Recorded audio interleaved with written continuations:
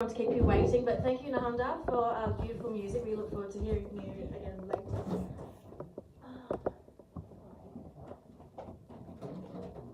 Thank you. Can you hear me properly? Yeah, great. Thank you, everyone, for coming along this evening. I know it's a bit cold and wet and not, the ideal conditions to be coming out to a meeting like this, so really appreciate you making the effort. This really is an important event for the Birmingham branch. We're launching our election campaign for May 2022. It's also almost 2 years to the day since the founding of the Workers' Party. The founding meeting was held not far from here in West Brom. And I think, we can all be really proud of the enormous strides that the party has taken in such a short time. Under incredibly difficult circumstances. So there's a lot of faces here from the party, so very happy to see you all. For those who don't know, I'm Lauren. I'm the branch secretary for the Birmingham section of the Workers' Party of Britain. Come in, sit down.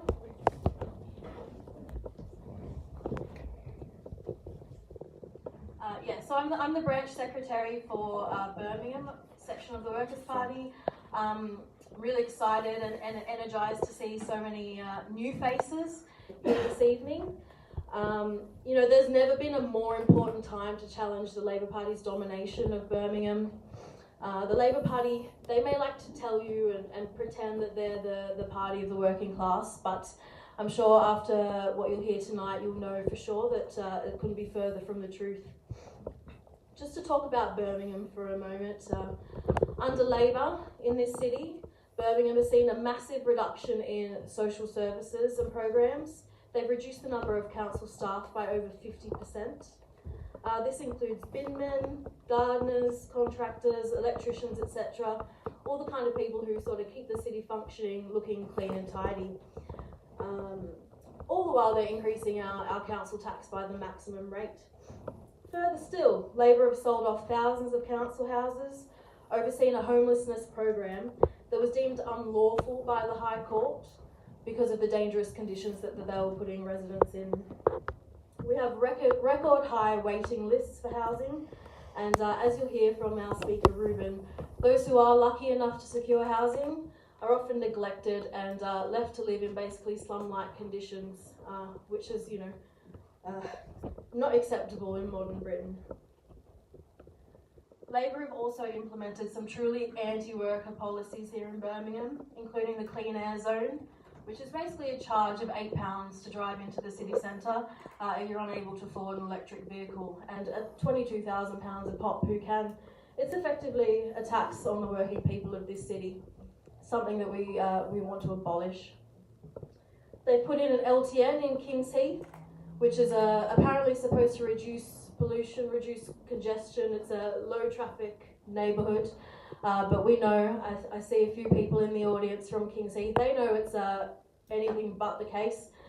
We've seen increased congestion, increased pollution, small businesses left to die. And all of this was pushed through under emergency COVID legislation, so they didn't even have to consult the residents. Talk about democracy.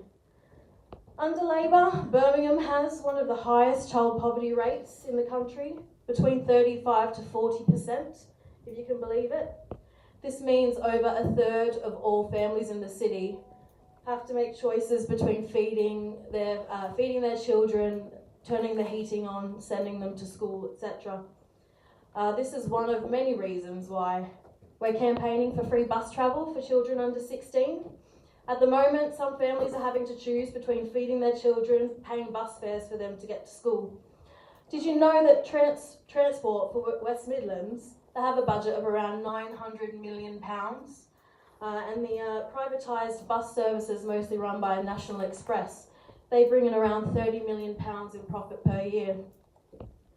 Our campaign for free bus travel for children would cost £7 million, which is really like chump change for these guys. And it will have an immediate effect on the lives of all working families of Birmingham. And London has it, so, why can't we? But what does Labor do?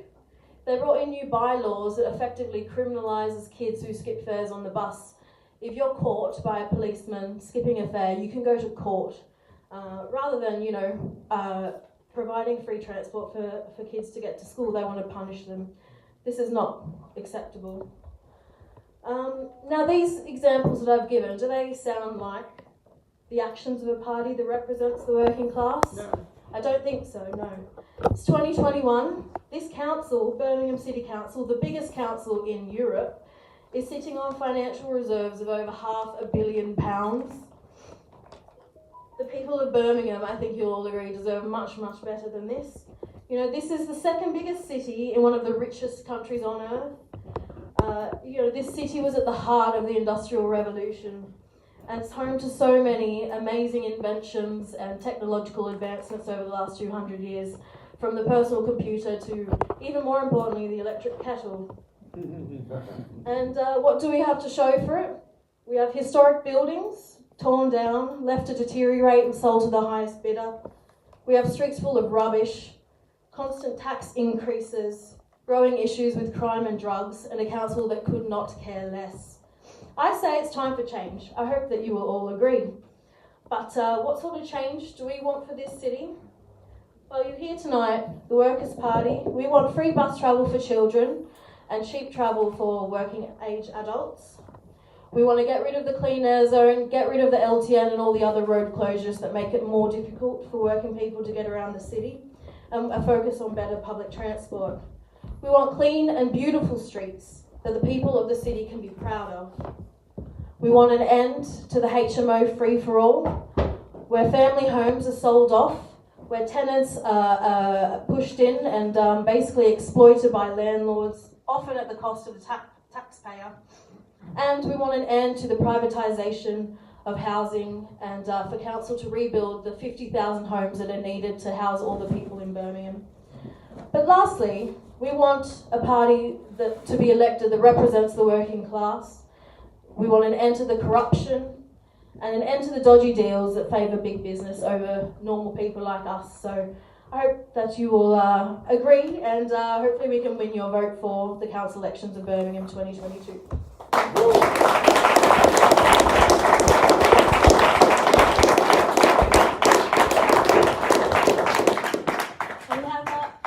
Many inspiring speakers this evening, but to start off, I want to introduce Reuben Lawrence, who's the Community Engagement Officer for the Birmingham branch, former soldier in the military, now studying to be a chemical engineer, and incredibly passionate about building a better world and a better city for the people of Birmingham. So please welcome Reuben.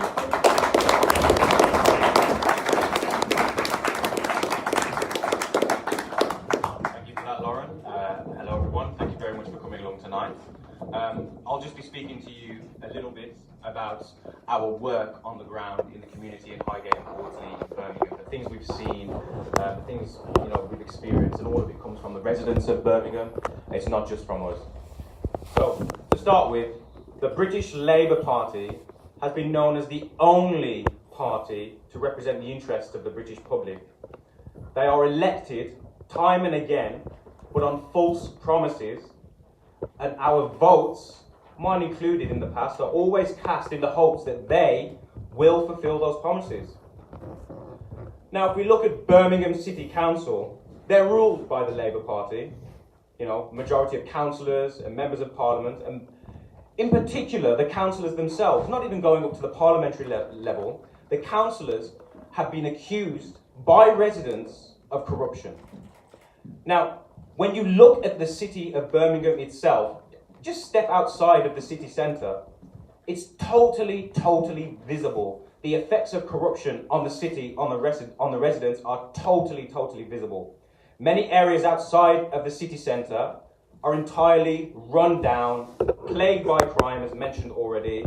Funds that are meant to improve communities of working people and their children is instead flowing into the pockets of Labour Party councillors themselves. And all of this has been going on at a time of severe austerity and need, more than a decade of austerity. Now, this is, of course, my opinion, but this deliberate and criminal neglect has impacted neighbourhoods in a very visible and significant way. All you have to do is walk 5 minutes from here to see the tower blocks in Highgate, the vermin that crawl in the walls of these tower blocks, the pile-ups of rubbish and the rats that kids are walking in the roads to avoid. Residents, when we knock the doors of residents and we survey them, they tell us that they are being refused repairs, being housed in apartments that we've been invited into that are unfit to be lived in. And again, the number of rats, not only in the streets, but in these properties themselves, are so thick. And this is no word of a lie. Children are jumping into roads to avoid these rats of these rubbish pile-ups. One resident in particular, Abdul, who lives in Highgate, he lives in a 2-bedroom flat with his wife and 5 children. So already there's an issue of overcrowding. And we see this every other door that I've knocked. There's an issue of overcrowding. And it's not a recent issue. It's been this way for a long time for a lot of people. He tells me that his boiler hasn't worked for 3 years. British winters, especially in a tower block on the 15th floor, can be quite harsh. So you've got no hot water running through your pipes. Your radiators aren't working. Abdul works part-time. Of course, he's responsible for his family, but thanks to the neglect, the deliberate neglect of the council, of the Labour Party council in Birmingham, he's fighting a losing battle. Every year, he's having to buy and replace electric heaters just to get through the winter, just so his children can be warm in the winter. This money coming out of his own pockets, heating, it's a basic necessity in this country, and the council can't provide it. 3 years, they can't repair his boiler.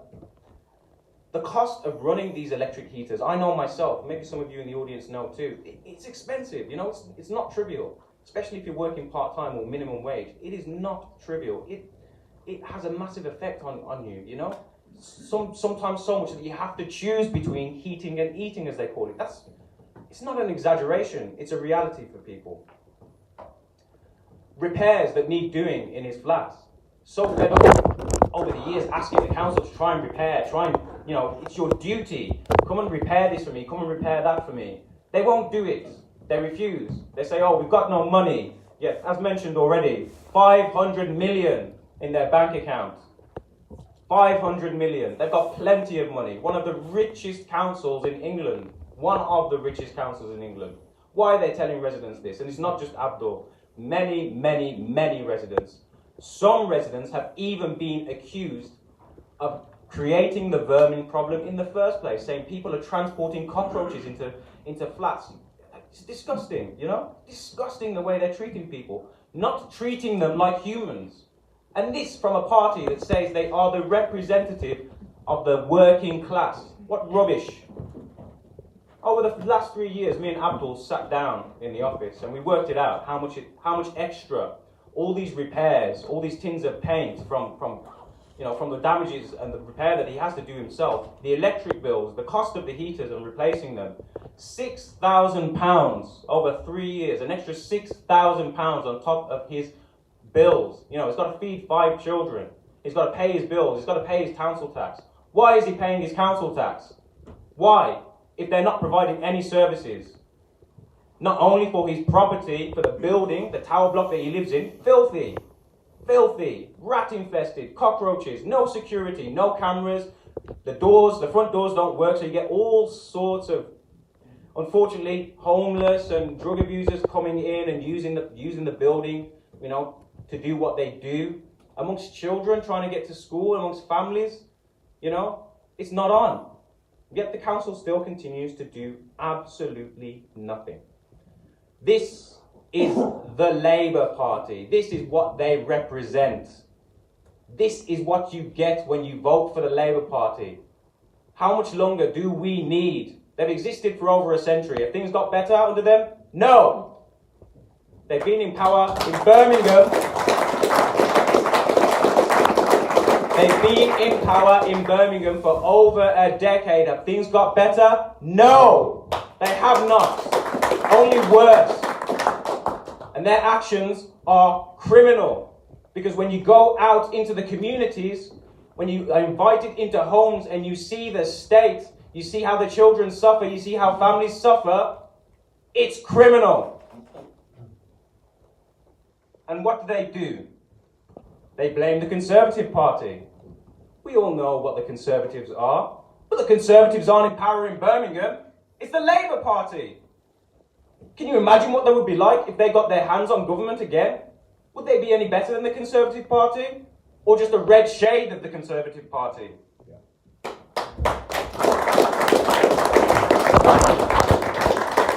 Don't be fooled by them. It's just an excuse so they can shirk their duties.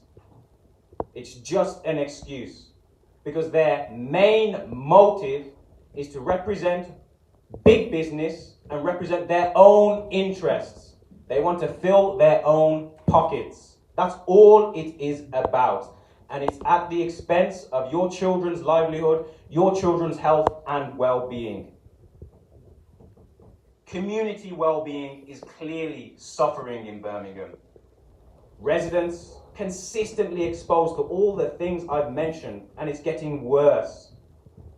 Community services and support continually cut. Deteriorating health of the residents, cold and damp conditions, again, housing unfit to live in. Birmingham is a very, very beautiful and diverse community of people, all colours, all religions. We all face these issues together. The common thing is that the Labour Party aren't doing what they are supposed to do. They are not supporting us. Dereliction of duty, totally. All of us are left to face these conditions totally alone. But on the other hand, things are changing. The work being carried out by the Workers' Party activists, many of them Birmingham residents themselves, alongside the community residents, which is as it should be. We are holding regular community surgeries. We're using our headquarter office for that. We conduct interviews to give people a voice. Every single weekend without fail, we carry out resident surveys on the doorstep, thoroughly documenting all the conditions affecting communities. We are aiding everybody, as many people as possible, in their daily struggle. And through this struggle, together with residents, with Abdul, with anyone who wants to take advantage of what we can offer, we are learning that ultimately systemic change is needed. A new politics involving the community at every single step of the way. No gap between the Workers' Party and the politics and the residents and the community. There's no gap between what the residents face every day and what the Workers' Party does. If you want to know what this new system, the new politics, what we can offer the Workers' Party, if you want to know what that looks like, involve yourself in the work we carry out in Birmingham. Look at what we do in Birmingham. We want a system that involves totally and improves the lives of all working people and those not yet employed, because we believe every single person has the right to a decent job, a decent living, a clean and healthy environment for themselves and their children. Not just Edgbaston, where people have got the money, they live in beautiful, beautiful areas. Somehow their streets are always cleaned by the council. You pay your council tax. You're entitled to that. You are human. I think the council haven't got that. I think they don't think you're human. But you are. You're entitled to exactly the same. Clean environment, services for your children, creches so that single mothers can go to work and have somewhere safe for their kids to be and spend their time. That is what we want to offer people in Birmingham and nationwide. This is our vision for a new Britain. But the first step in us getting there, especially in Birmingham, is to get rid of the corrupt Labour Party. We need to get rid of them once and for all. Thank you.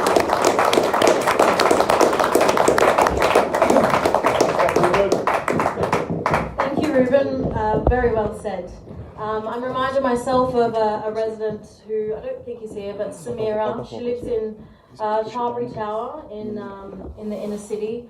And she's been shafted from temporary accommodation to temporary accommodation because her flat was infested with cockroaches, and the city council's response was to send her to temporary accommodation that was also infested with cockroaches, and then they sent her to another one that was also infested with cockroaches, and basically she's been homeless for a couple of months because the council won't find suitable accommodation for her and her 2 young children. I mean, this is the level of sort of care that we're dealing with here. But we'll hear more about that later as well.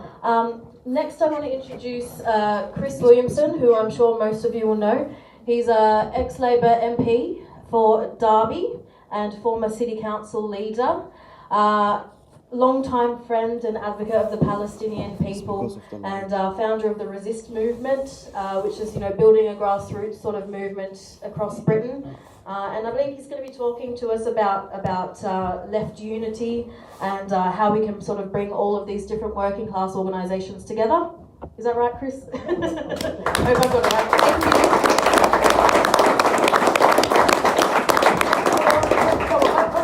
I will touch on that. Can you hear me okay? A little bit. It's great to be here. I'm absolutely delighted to be sharing a platform with George this evening.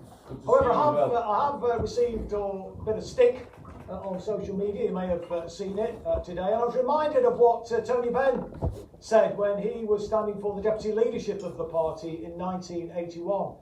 He said, "I don't care what they call me. They can call me a Marxist, they can call me a Jesuit, they can call me a flat earth and a Trotskyite, a vegetarian. I don't care what they call me. The reason they call us names is they dare not face our argument." And I think that's absolutely true, because the Workers' Party are actually putting an alternative narrative out there and showing up, frankly, the failings of the Labour Party here in Birmingham, but not just here in Birmingham, really right across the country. And it is a great privilege to be sharing a platform with George. And George does get a lot of unfair stick. I hope he doesn't mind me saying that. But let's just, before we get into the discussion about the local government campaign, talk a little about George's record. I mean, George has a record which is unparalleled. I mean, he was an ANC activist, an undercover ANC, African National Congress activist at the height of apartheid in South Africa. That's incredible.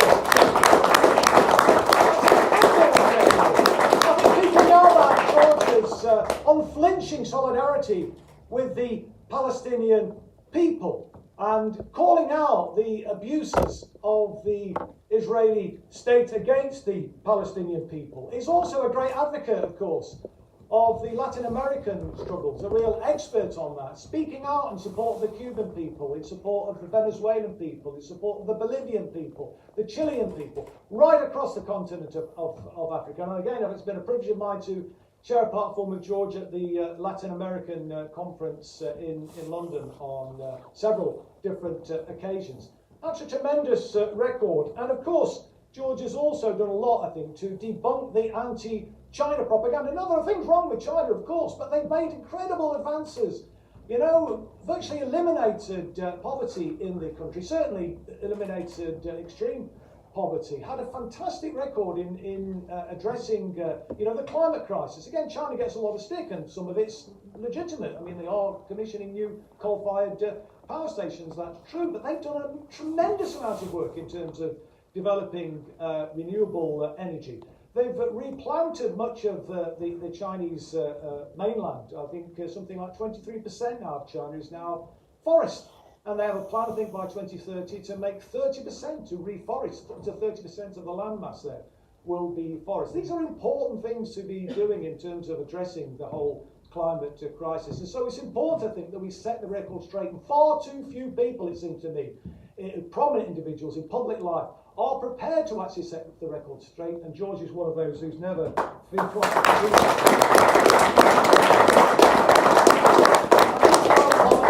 About George's record, let's also acknowledge the fact that George has never been fearful about standing up for people who are under threat, who have been abused, and people like Julian Assange used his huge platform to speak out on in support of Julian Assange and to try and hold this country, this government's record in incarcerating Julian Assange is incredibly important, probably the world's most important journalist and truth teller. And George has used his platform to speak up for him, for Craig Murray, for me when I was under attack, when I was being subjected to appalling abuse and then suspended from the Labour Party. George again used his platform almost on a weekly basis on his platform on the Mother of All talk shows. And of course, spoke out very strongly in support of Jeremy Corbyn. And frankly, if Jeremy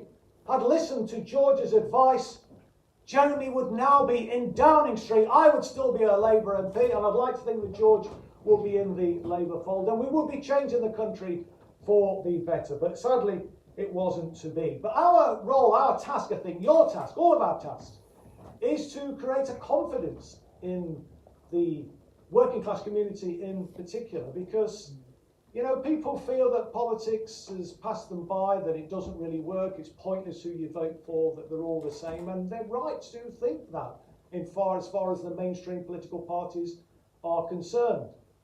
And I think it's our job, it's your job, to try and instill a sense of solidarity, of confidence, that by standing together we can make a difference, we can turn things around, we can change society, change it for the better, create a good society.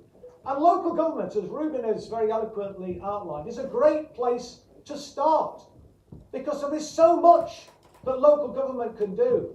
I remember the halcyon days of what we used to refer to as municipal socialism, just up the road from where I live in Derby. The Claycross rent rebels in the early 1970s took on the Heath government when they were insisting that they should be massively increasing council house rents, and they refused to do that. But if you actually look at their record, Claycross Council's record wasn't just in terms of ensuring that rents were affordable, that they were kept low.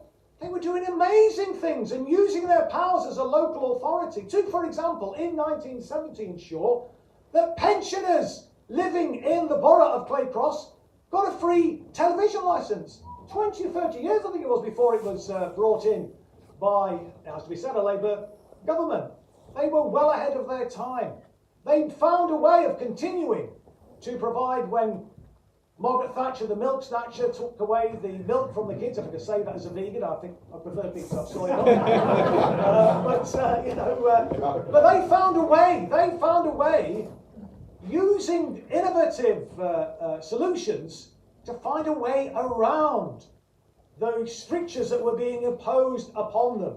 And I recommend, if you get a chance, if you just, when you go home this evening or over the weekend, to just Google Claycross Council, Austin Mitchell, if you just put something like that in, because he did a wonderful documentary when he was, they were really highlighting the battle against the Ted Heath government at the time. And then they went into some of the detail about some of these other wonderful, innovative ideas that they were bringing to the fore at a local government level. And of course, those sorts of things are replicated really across the country. I'm sure everybody will remember the Greater London Council and some of the wonderful things that they did. Ted Knight, I had a privilege to meet him a few years before he died, who led Lambeth Council. Incredible work that they were doing. In my own local authority, Derbyshire County Council, before I was a councillor, I was very active in the local county Labour Party, led by a chap called David de Bookbinder. And again, they were doing some innovative, amazing things, using the powers available to them at a local level to actually make a difference for people on the ground. Because what's the point of having a platform if you're not going to use it? You might as well not be in power. Well, they're not really in power. They're in office, but not in power.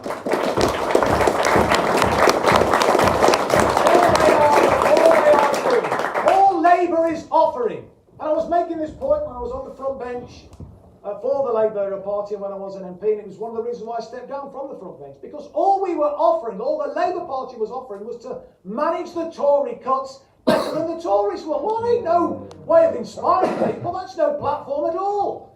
And I was putting forward a proposition, which I want to put to you tonight, for a redistributive council tax. We've heard about the use of reserves. £500 million in reserves in Birmingham. What on earth are they doing sitting on that amount of reserves when they're making cuts? when they're seeing people living in appalling circumstances. It's an absolute scandal and outrage. Whatever colour, whatever stripe is in power, but for it to be of the Labour Party, for God's sake, it's absolutely outrageous. Of course they should be using their reserves. And I talked about David Bookbinder. David Bookbinder and the Labour group on Derbyshire County Council ran the authority for 7 or 8 years with no reserves. They used their reserves to try and protect the people that elected them to do precisely that. That's what they're there for, or what they should be there for. That's the point of getting power, isn't it? To try and make a difference for the people in the borough that has elected you. And that's what they should be doing. So I think certainly reserves should be the first port of call. But of course you can only spend reserves once. That's a fact. And so there are other mechanisms which I think need to be brought to bear. And this is why I stepped down from the front bench, because all I was arguing for was a redistributive council tax. Now that gives local authorities the ability to say, well, what we're going to do is we're going to ask the rich people in the borough, or the rich people in the city, to pay a lot more, because they can afford to do that.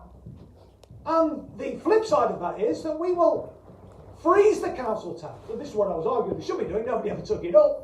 Freeze or even reduce potentially, depending on how many properties you've got in the higher council tax bands. And then you have to go to a referendum. Ironically, this ability has been made possible by the Tories. I mean, it was Sir Eric Pickles, that great well-known socialist, rotund socialist of this parish. And he piloted through in 2012 the Local Government Finance Act, which enables local authorities to offer differential discounts. And so what I was arguing, therefore, when I was on the front bench, that this is what Labour councils should be doing, because we're offering nothing other than managing the Tory cuts better than the Tories will. And that ain't no way to go on, in my view. And I was told that eventually, even though I'd written an article for the Morning Star, it had been in Tribune, I'd spoken on platforms with shadow cabinet members, I'd raised it at something called the core group of Labour MPs, these were the MPs who didn't join in the coup against Jeremy Corbyn. And then suddenly, and we were talking to a number of authorities, a number of Labour groups who were looking seriously at potentially going down this track, suddenly it was seen as incredibly controversial. And there was an article in the Huff Post, and the front bench, the local government front bench, said, oh no, we can't possibly do this, we can't be increasing council tax for people in that way. And yet when you explained it to people, when I spoke to journalists even about it, they said, well, this is Corbynomics, this is Corbynomics in action at a local level, isn't it? And I was then told by people in Jeremy's office that Jeremy's furious about this, he wants to see you. I went to see Jeremy. Of course, Jeremy Corbyn doesn't particularly get furious. It's a pity he doesn't get furious with some of the right-wingers in the Parliamentary Labour Party. But I explained it to him, and I made the point to Jeremy that, look, we're offering nothing, because Jeremy went through a long list of things that Labour were planning to do in government, land value tax and things like that. And I said, it's all wonderful, Jeremy, but it's all jam tomorrow. You need a Labour government before we can do that, and I support those plans that you're putting forward. But what are we offering right now? What are we saying to people in these upcoming local elections in a few months' time, as it was then? What are we offering them? Nothing. And in the end, I decided to step down from the front bench and continue to make that argument. But not a solitary Labour group has taken this forward. And even the Labour group on the Local Government Association wrote round to every single Labour group leader in the country to say the Williamson plan won't work. Well, there's no such thing as a Williamson plan, because there's 1,001 permutations of how you can apply that differential council tax proposition. We came up with an idea for how it might be implemented in Derby, which they didn't do, sadly.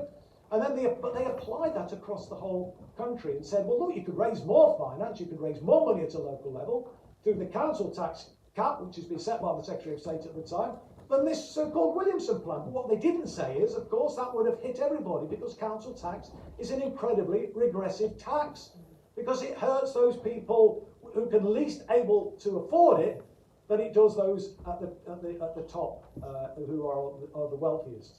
And for anybody who was concerned about somebody who was asset rich but cash poor, if you say, well, we want to have a big increase in council tax, how are they, often they put forward a kind of stereotypical little old widow who has got this big house but is on a very restricted income. Well, you can have a much more generous council tax support scheme. In fact, you could use the additional council tax that you raised to provide a more generous council tax support scheme across the piece. Because don't forget what the Tories did some years ago. They scrapped the social fund, which was a massive cut compared to what previously went before it, which was a single payment scheme under the old supplementary benefit rules, where people who fell on difficult times and had an emergency, they could apply for a single payment, a cash grant sum, to buy a new cooker if it broke down, or some new furniture, whatever it was. That got scrapped and was replaced by the social fund. And very often people would end up having to get loans from the state. Well, even that's gone now, and it's been devolved down to local government, but without the resources to follow it. So you're in a situation now where some people who are on subsistence income are being expected to make a contribution to the council tax. Now, there is a hardship fund, but it's nowhere near enough to actually cover the shortfall for everybody who's in hardship. Well, you could use these reserves, you could use this redistributive council tax proposition to make sure that you protect all of those people as well. Now, of course, you would have to go to a referendum, but that's a way, isn't it, of engaging with people in the local issues of the day, the local issues facing the local authority, and engaging people in local government decisions, and saying, well, where do you think we should be investing more? Should it be in social care or in leisure, or a combination of those things? Should it be in improving the street scene, or a combination of those things? But giving people the chance to have a say.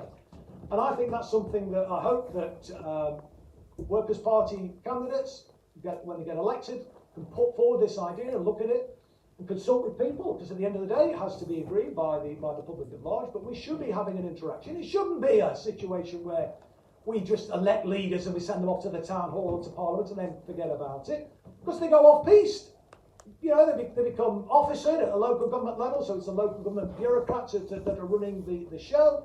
And in Parliament we see the same. They get infected by the Westminster bubble, and George will be well familiar with that. I mean, I hated the place. It never kind of affected me, but God knows why it does with some of them. They just sort of kind of lose the plot completely. So I think that's one area that we should be looking at, where we can build a partnership with people and look at making sure that we can use the reserves and we can use the redistributive council tax idea to actually make a real positive difference on the ground. And the other thing I wanted to say before I sit down is in relation to housing. And ironically, yet again, it's the Tories that have made this possible. Now, there used to be a cap on something called the housing revenue account, which limited the amount of money that a local authority was able to borrow to invest in new housing. Now, I was chair of housing for a long time before I became the leader, and then obviously got elected to Parliament. And for all that time, much of that time, not all of it, but all of that time I was campaigning for the cap to be removed from the housing revenue account. But for much of that time, we were a Labour government. They wouldn't do it. And it's the Tories, the bloody Tories that have done it. It's unbelievable. So there's no impediment now on local authorities. Yeah, they argue, well, yes, but of course, the right to buy is still in place. But then the discounts for right to buy don't come in until 15 years. And then it starts as a process. Well, hopefully, I'd like to think that by that time we would have been able to address that and maybe got rid of the right to buy and replaced it with a different system. So there's no impediment now. And I think what we need to be doing is obviously not just getting people in and elected, etc., and making this case in the town hall. We need to be mobilising people on the ground. We need to be mobilising communities, working class communities, so that they're aware of the powers which are available to local government, which they're not using, because knowledge is power, isn't it? And if we can get a grassroots movement saying to the local authority, and hopefully it's a Workers' Party-led authority, so it won't be a problem, but let's assume it is not. But if we can build a movement where people are rising up and saying, we're not going to take this anymore. There's no excuse for people sleeping on the street. There's no excuse for people living in social accommodation. I'm not using the excuse that there are cuts, that there are limits on our ability to manoeuvre now, because there are no limits on their ability to manoeuvre. And they might say, well, we haven't got the workers, the skilled workers available to build the council houses. Well, recruit them then. So they should be able to be recruiting people. So, it's a win-win situation. You're addressing a social need. You're actually generating decent jobs for people as well, and training opportunities for young people. I mean, I was used to be hard to believe these soft hands used to lay bricks, but I trained as a bricklayer, And it's a decent, steady job. I mean, there are many other occupations, of course, in the building industry. So you're giving people secure, reasonably well-paid employment too. And you're providing a much lower cost alternative to the crappy private rented accommodation. Many people are trapped in private rented accommodation, paying ridiculously high rents because the private rented sector was deregulated by the Tory government in 1989, and George was an MP at the time, I believe, and I'm sure will remember the debate, and there was a lot of opposition to it from Labour MPs on the benches.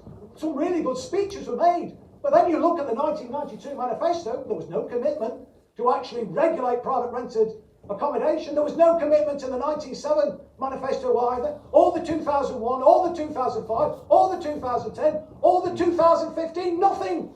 No respite for private rented accommodation tenants.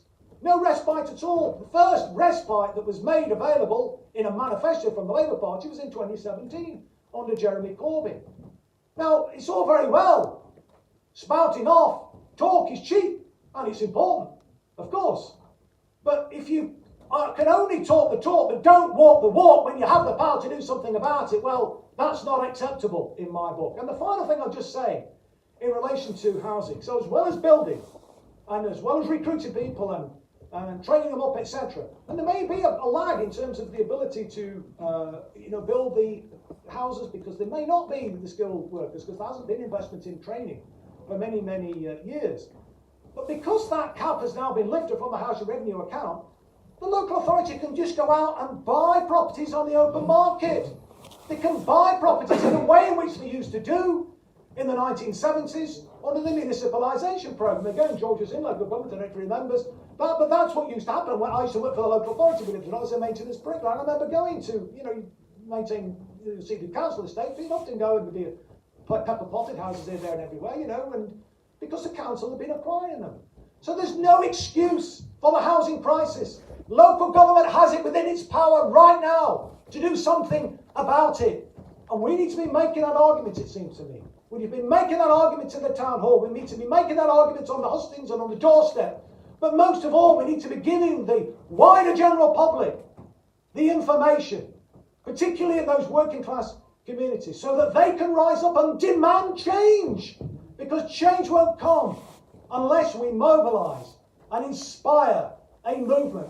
Because nothing's ever been given from above, has it? It's always been fought for. We've always had to demand it and, use brute force, frankly, to get the sort of changes that have actually improved the quality of life of people. Many of those changes, of course, many of those reforms that were brought in have been scrapped over the intervening 40 years or so since Thatcher came in 1979, although the impetus for that was started when Geddes Healy went to the International Monetary Fund in 1976. That Labour government was the first monetarist, the first neoliberal government in reality. So I think what we are about is creating a dream.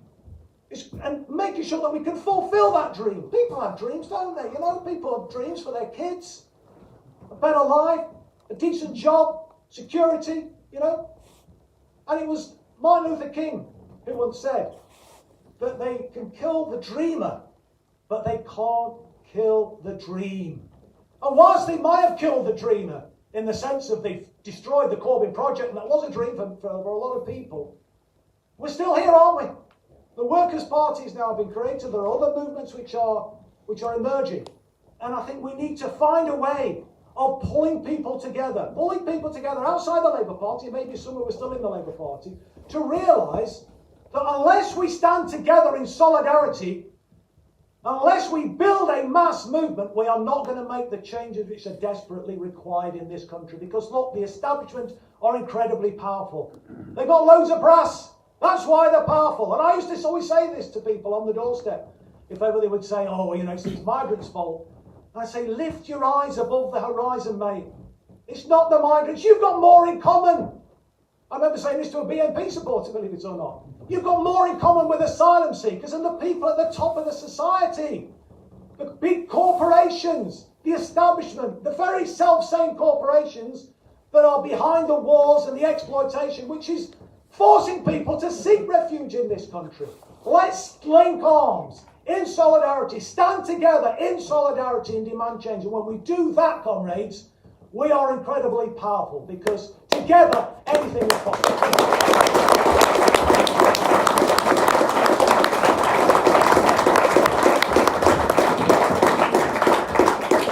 Thank you so much, Chris.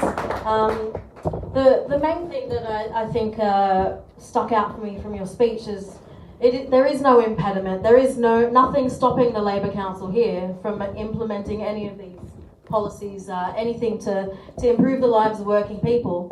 They just don't have the political will to do so, because they don't care, frankly. So next I wanted to invite Nasri to the stage. She's a Palestinian activist joining us all the way from Ramallah. He's going to talk briefly about life in Palestine, life under imperialism, and he's going to share some stories with us. Thank you.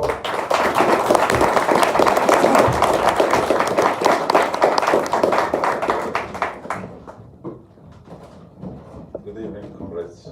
Good evening, everyone. I'm really honored to be here on the same platform with two legends, Chris Williamson and George Galloway, both who have fought for the Palestinian cause, not just for the love of the Palestinians, but obviously from the speeches we heard earlier, the love for justice, justice for the Palestinians, justice for the working class of Britain. I think this is where it all came from.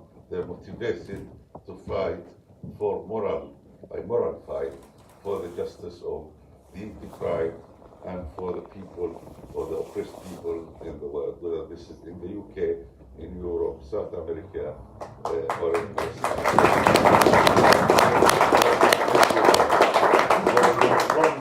standing support with the Palestinian people. I know there has been many issues, and we heard in the news, and what Jeremy Corbyn's have been through, same as Chris and George, about anti-Semitism.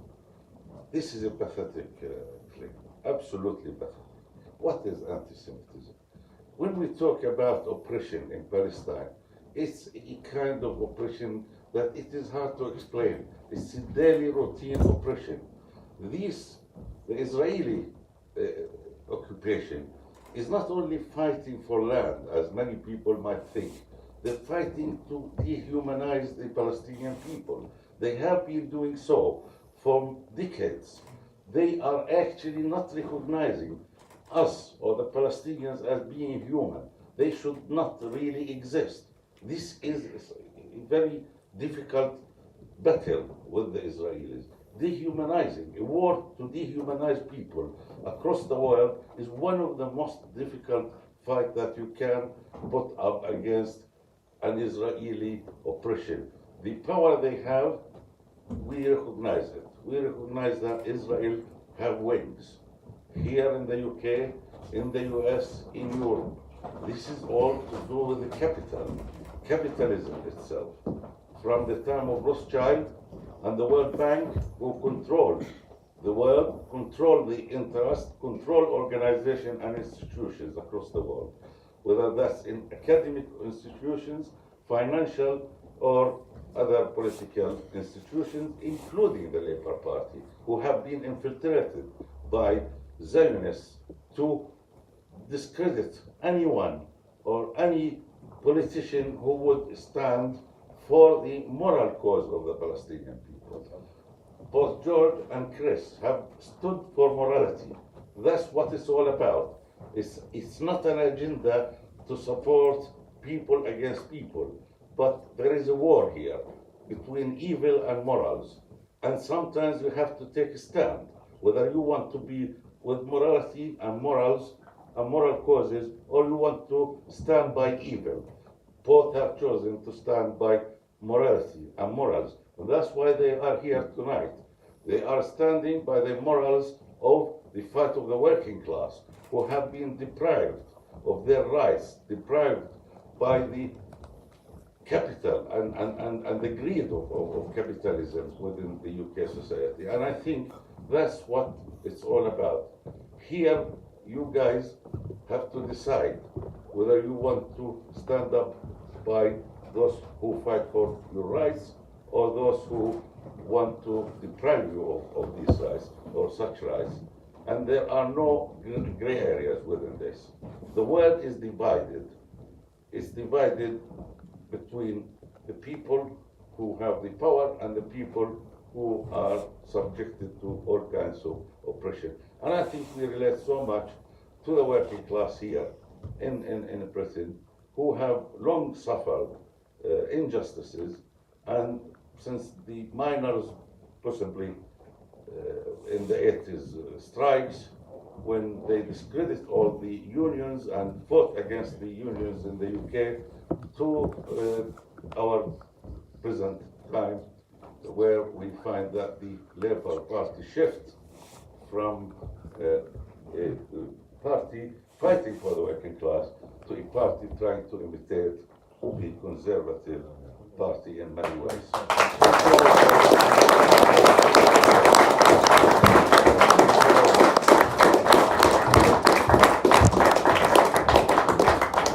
Thank you so much. It's so important to be reminded that the struggle of the working class isn't just here in Britain. It's an international struggle, and that's why we say, workers of the world unite. Next up, I want to welcome to the stage Eugene Egan. He's a local resident of Birmingham, a mental health worker, and also, luckily for us, a poet.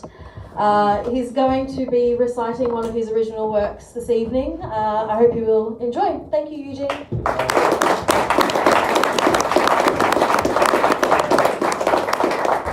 I'm a poet, but I just penned a few words a few years ago. It was in response to the Gilets Jaunes protest in France. And I mentioned in the poem Manu, and just to clear up any misunderstanding, Manu is the nickname for President Macron. And the poem is called We Are Many, You Are Few. Pompous and arrogant like a squire, whilst your taxes fuels the fire, feathering your filthy nest, it's time to get out of best. We do not jest, there'll be no rest, while you rob the poor to fill your coffers with more. Let them eat cake, so said Antoinette. Ah, but now they've got the internet. Oh look, they're at it again. Have the plebs no culture or shame? Years of neoliberal violence met with bourgeois compliance, but now the people are on fire and your situation's looking dire. I understand your anger, says Macron, but this is not on. As the old lady is gassed and lies bleeding, a compliant media does his bidding. Perhaps my words hurt you. I do apologise, says Manu, as he tosses a bone to the peasants to avert the radical elements. Your Arab Spring is here, loud and clear for all to hear. Are you listening, Manu? We are many, you are few. So we don our yellow vest, up in arms we do protest. Are you listening, Manu? We are many, you are few. The proles are angry and the workers are hungry. Are you listening, Manu? We are many, you are few. Thank you.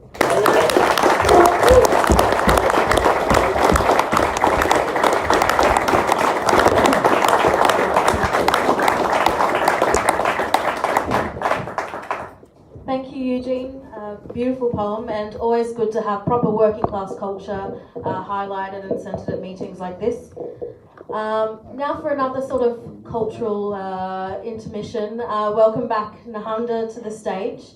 Nahanda is, as I mentioned before to those who are here, a very outspoken women's rights activist. She's a local recording artist and singer-songwriter. We first got in contact with Nahanda after I think she met Reuben on the train, and she asked him straight away, do you know what a woman is? And luckily for her, he did. Nahanda's been very outspoken in fighting against this sort of identity politics trend, and which is really seeking to sort of overrun the rights of women. So yeah, very happy to have her here tonight to sing her song, Woman. Yes, I am Woman, this one is. This song is, you tell me, listen to the lyrics, but I've been told it's very, very controversial. In fact, I have been cancelled apparently. So there's certain DJs in Birmingham who will not play my music. They will not touch anything that I'm to do with, even songs that I'm featured on, they will not play because of this song that I wrote, which is called I Am Woman, and I wrote it and dedicated it to J.K. Rowling, who is a woman who's using her voice at the moment to speak up. So yeah, this one's for J.K. Rowling.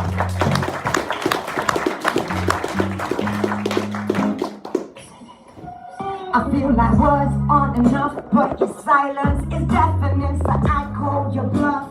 Your quietude is deadly, my words are a bomb. Your stillness is the detonator. My words are wrong, but I still speak them. You can tell me later, 'cause I don't, quite frankly, give a damn. I'm woman, so take me as I am.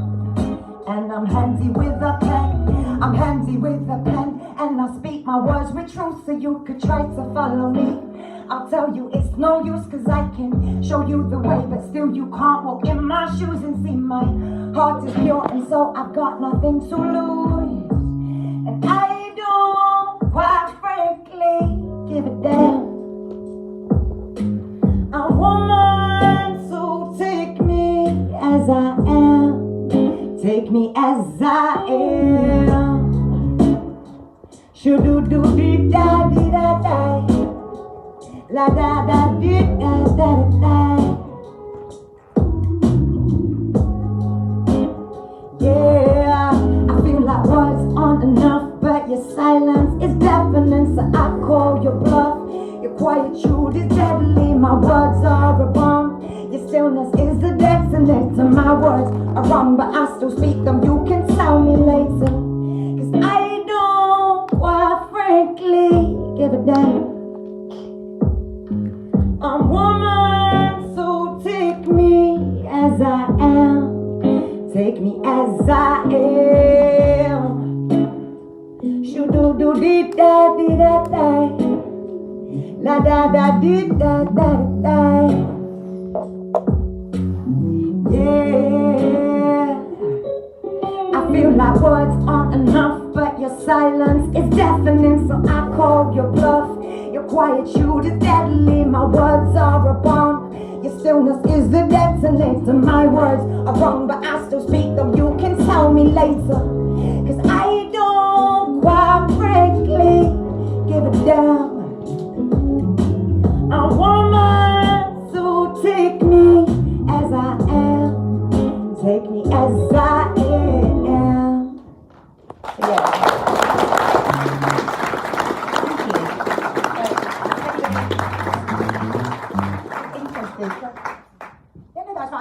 If anybody thinks that's controversial, if there was anything controversial about I Am Woman, but yeah, so people that have retweeted that, or anyone that's had anything to do with that song, has been dragged into a whole Twitter war about it. But I just think it's a lovely song about being a woman in today's world. So thank you so much for letting me join it. Thank you, everybody.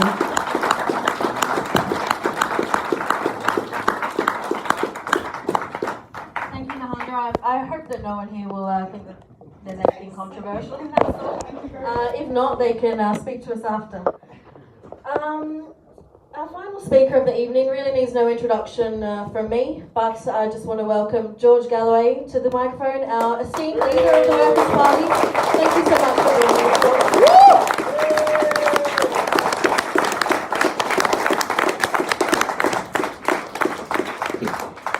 Thank you, Lauren, and my comrade Reuben, Chris Williamson, distinguished parliamentarian. I told you I would never leave you alone, and I kept that promise. And as I heard you speak there, I can see now why they really had to get rid of you. Because you represent, as your tie represents, a memory, a ghost from Labour's past.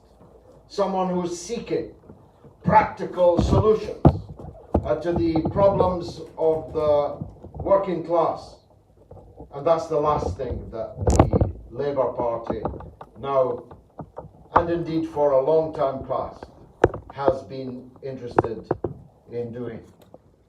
Nahanda, I don't know if there was anything controversial in your song, but frankly, my dear, I don't give a damn. It was absolutely beautiful. Eugene, you are a poet. You just don't know it.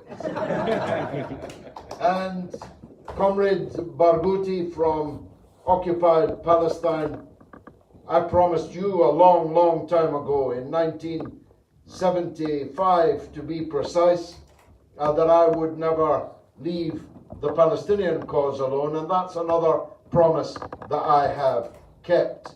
And I think that it is important, though we are here to talk about a local election campaign, touching inevitably on national politics, to take a moment or two only to reflect on the current international situation, for it bears on national politics and therefore also on local politics, not least in terms of the money that we have to spend as a country to tackle in a practical way the problems being faced by so many of our people in this bleak midwinter.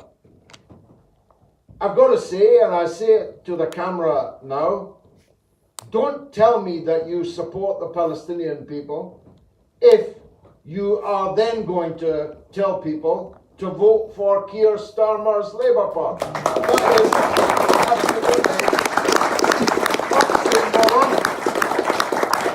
Keir Starmer's Labour Party is the most savagely pro-Israel centre-left political party in the entire world. They embarrass even their counterparts in Israel. They embarrass even the so-called Israeli Labour Party. They are the Likud, they are the Netanyahu of the centre-left political world. Israeli journalists, in particular Gideon Levy, a frequent guest of mine on my show, from the Haaretz newspaper, would be expelled from Keir Starmer's Labour Party every day of the week for the things that he writes in the Israeli press. Tony Benn would be expelled every day of the week. That's why Chris Williamson is ex-Labour MP, and that's why tens of thousands of people have either left Keir Starmer's Labour Party or actually been suspended from it or expelled from it.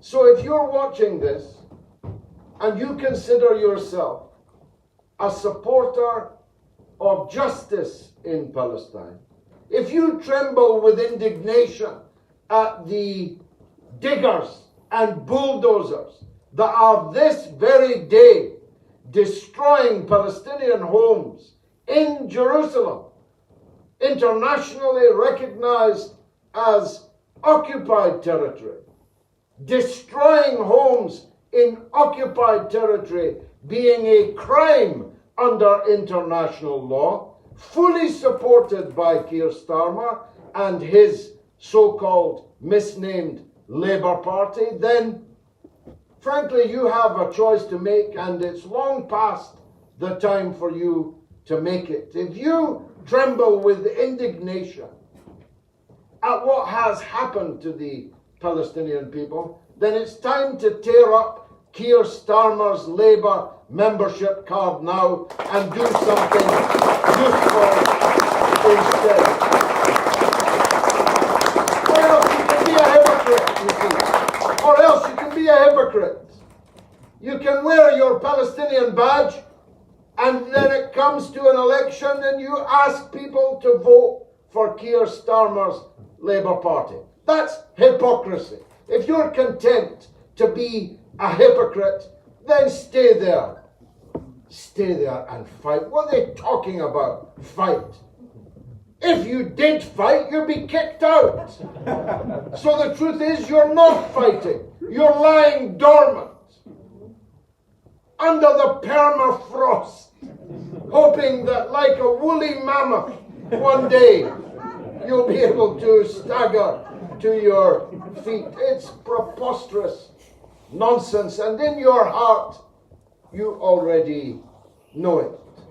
But the main feature of the international situation that I want to touch on is even more serious than that. I've lived a long life. I hope to live longer. But I've been in politics for more than 50 years, 36 years in the Labour Party, almost 30 years in the House of Commons. There has never been a more dangerous moment since the end of the Cold War, and there's never been a more dangerous moment, in my opinion, it's a controversial opinion, since the Cuban Missile Crisis in 1961 than the one that we are living in now. The fact that what I've just said comes as a surprise to you is because the mass media on which so many people rely are deliberately concealing that fact from you.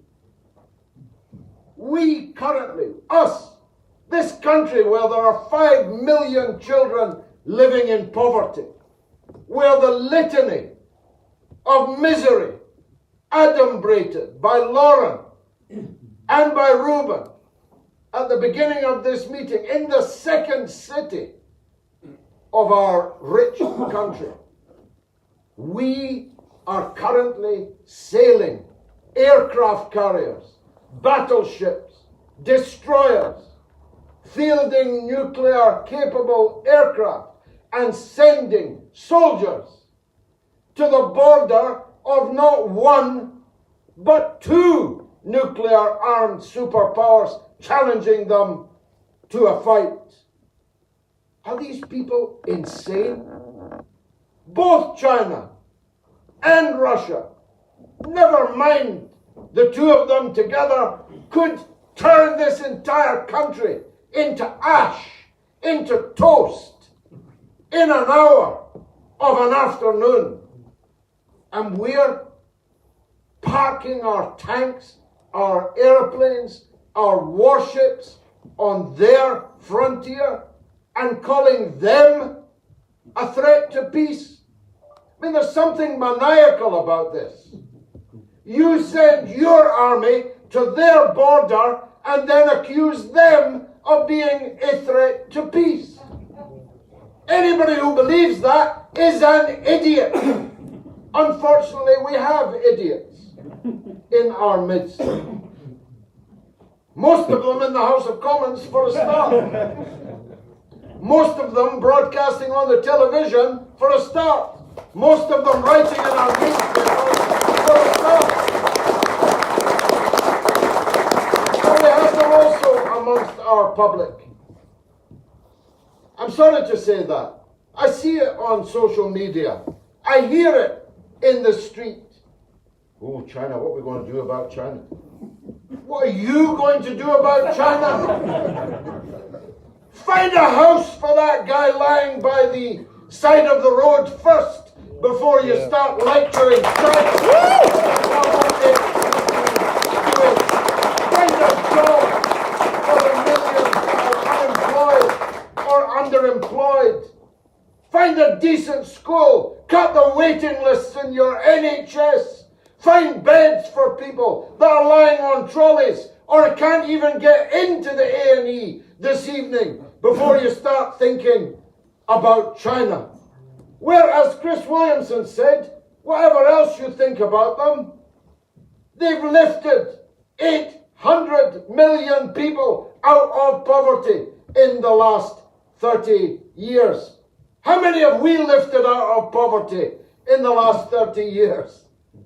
We've put millions into poverty over the last 30 years. So keep this in mind. If we've got money to burn, setting fire to other people's countries, we've got money to keep our old age pensioners warm through this bitter winter, this year and every other year. The money we're wasting on weapons and war is money that's being taken out of the pockets of the taxpayers in Britain and spent not on the needs of the people in Britain, but on threatening and confronting other people whose business is nothing to do with us. I could speak to you all night about the Crimea, about Taiwan. Trust me, I could. And I'd persuade you. But that's not why I'm here. And in any case, it's not our business what happens in the Crimea or in Taiwan. We have more than enough business to attend to here in our own country. We love this country. That's a difference between us and many on the so-called left. They're never done rubbishing this country. They call it a septic isle and all these other insults. They wanted us to remain under the rule of unelected bureaucrats in Brussels. We believe in British sovereignty and independence. Not because that's enough in itself. It's necessary, but it's not sufficient. It's not sufficient, but it is necessary. We now have the possibility in our country to strike an independent course that can resolve these miserable problems that my comrades in Birmingham have been describing this evening. And we must take it. You see, Lauren, you asked the rhetorical question earlier. Does this sound like the policies of a Labour Party standing up for the working class? And of course, the answer to your rhetorical question was no. But it isn't just that Labour doesn't stand up for the working class, it's that it pretends to. That's the real rub. I'm going to speak mainly about Labour this evening. Not because I support the Tories.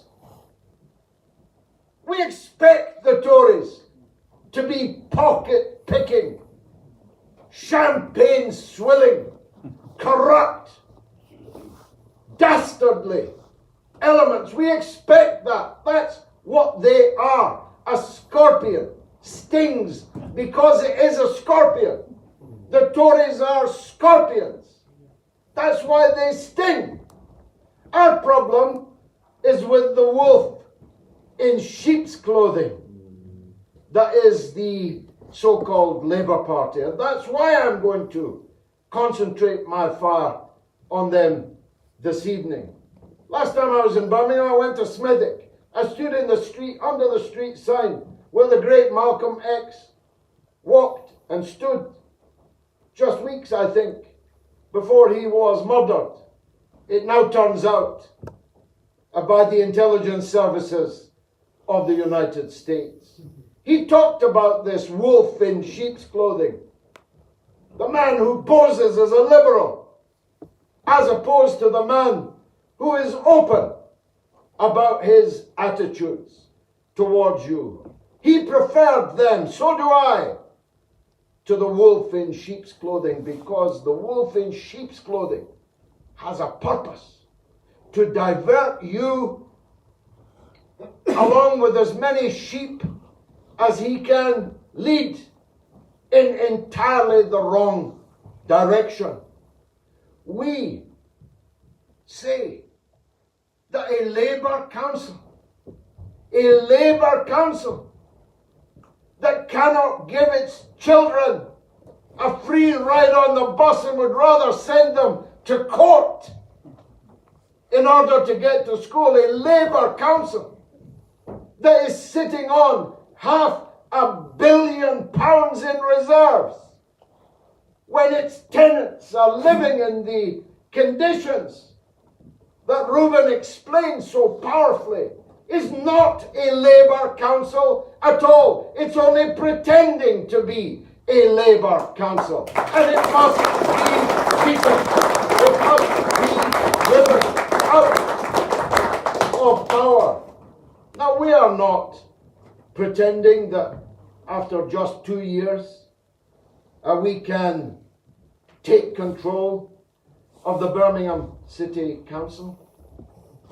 We are saying, if you give us your votes and your active support, we can elect a raft of people in there that will be making the case that we are making here. And if that case is made, then we will become stronger and stronger at the expense of the wolf in sheep's clothing. And finally, we will drive that wolf away. That's our task. Not just here in Birmingham, but everywhere in the country. We believe that the 100 years, it's actually more than 100 years now, that the Labour Party has existed is long enough to conclude not only that they are not capable, but they have no intention of transforming our country in the way that the mass of our people need. We don't ask for much. Reuben laid it out. We say everybody has the right to a decent and decently paid unionized job. What's wrong with that? Who's got an argument against that? And that everyone needs to work, by the way. We're not a party of shirkers or leg swingers. Everyone needs to work. But they need to be able to get a decent and decently paid and trade unionized job. Everybody has the right to a clean environment. All these hypocrites that flew in their private jets to Glasgow just a month or so ago with their 27-car cavalcades of gigantic limousines. That's all they talked about, wasn't it? A decent, clean environment. I'm in favour of it. But let's start with rat-infested council houses in Birmingham. Let's start with cockroach-infested buildings in Birmingham. It's not that we're poor, we could do it. Birmingham Council could do it. They could take a small piece of their £500 million reserve and wipe out every rat and every cockroach in this city. Easily. Easily. It's not that they can't do it, it's that they won't do it because they don't believe that their own tenants are worthy of that expenditure. Well, you know, if you let people take you for granted, they'll take you for granted. If they think you're going to vote Labour anyway, why should they change? If you're a glutton for punishment, why shouldn't they continue to punish you?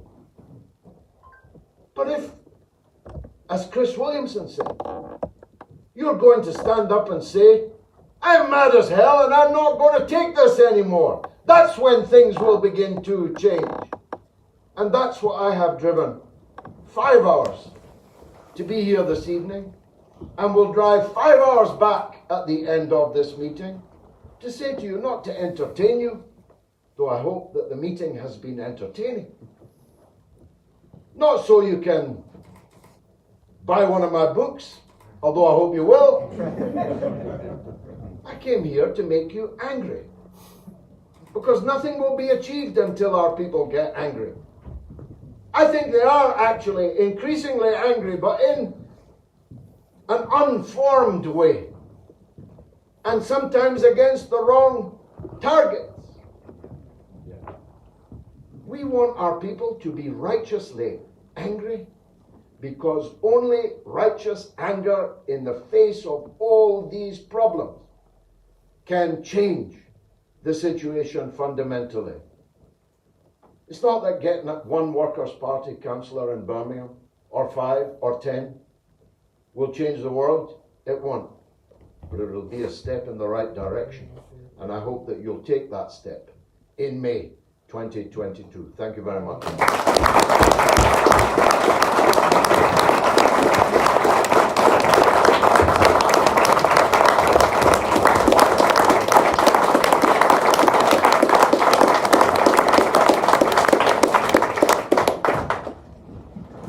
Thank you very much, George, and I don't really like following you, so I'm going to be as quick as possible. The final item on tonight's agenda is to meet the candidates for the Workers' Party for Birmingham in May 2022.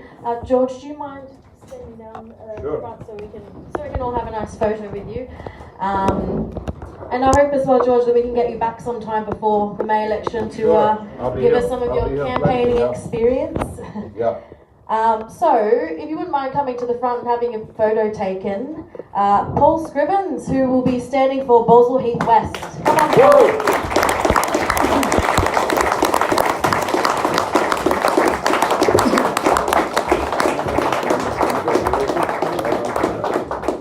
Reuben Lawrence, who will be standing for Bordsley Green.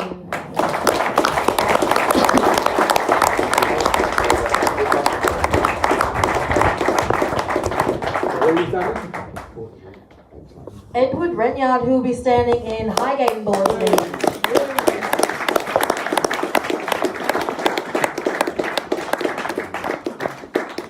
Highgate. Highgate and Bordsley, which is, Highgate is where we're currently standing right now, is it? Yeah. I mean, we're in Highgate, but I think the ward, like, Eugene Egan, who will be standing for Alum Rock.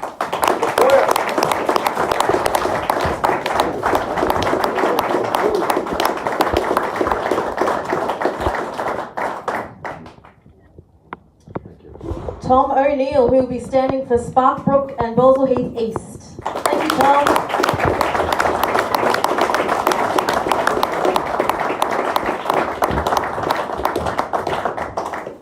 Also in Sparkbrook and Balsall Heath East is Catherine Kramer, but I think she's left. She's left. Newborn baby and all that.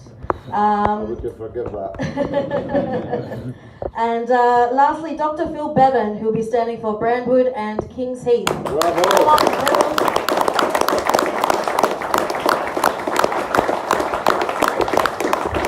There's a doctor in the house.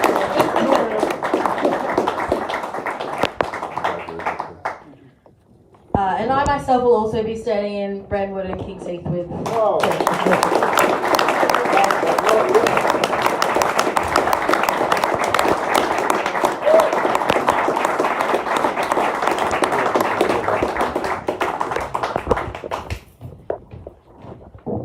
Now, before you all run off, just across the street at our headquarters, we will be having beer and other sort of drinks after this. You're all welcome to come along, have a drink, and speak with your local candidate. I just want to thank everyone again for coming this evening. It's been a real joy to see so many new faces in the crowd. Thanks again for George for coming all the way down, such a long way, and for Chris for coming down from Derby as well. You will see a couple of buckets going around the room. We are asking for a collection if anyone carries cash these days. To support our campaign for council. So please, if you can, give generously. And thank you to Chris from the Birmingham Theatre Company for allowing us to use this room. Such a beautiful building, and yeah, we're really happy to help this meeting here.